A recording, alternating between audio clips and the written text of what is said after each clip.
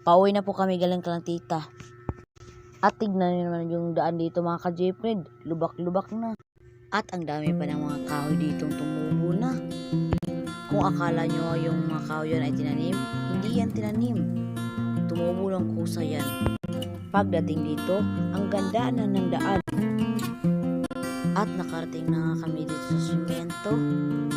Tignan nyo naman kasi madulas ang simento dito.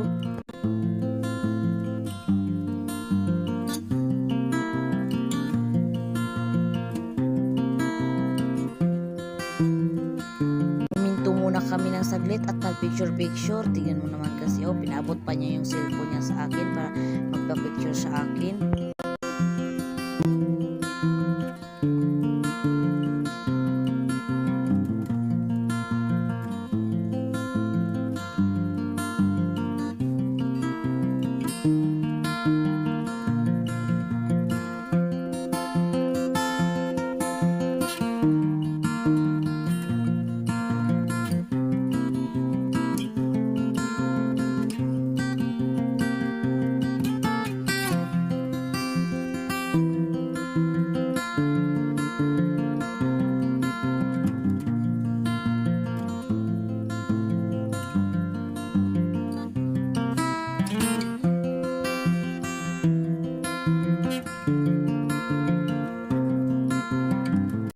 At nakarating na nga kami sa ilog.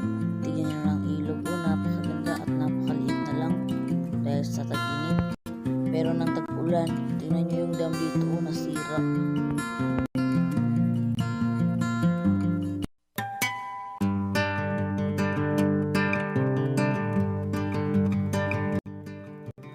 At ako na nga yung nag-drive ng motor.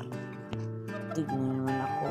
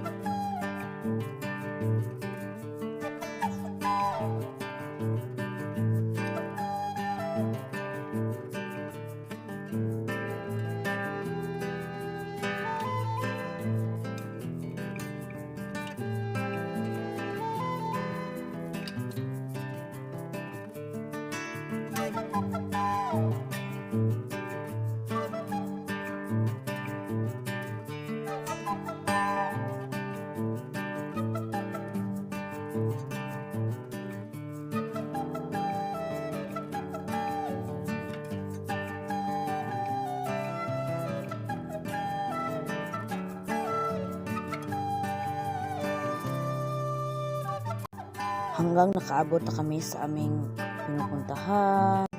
Bye!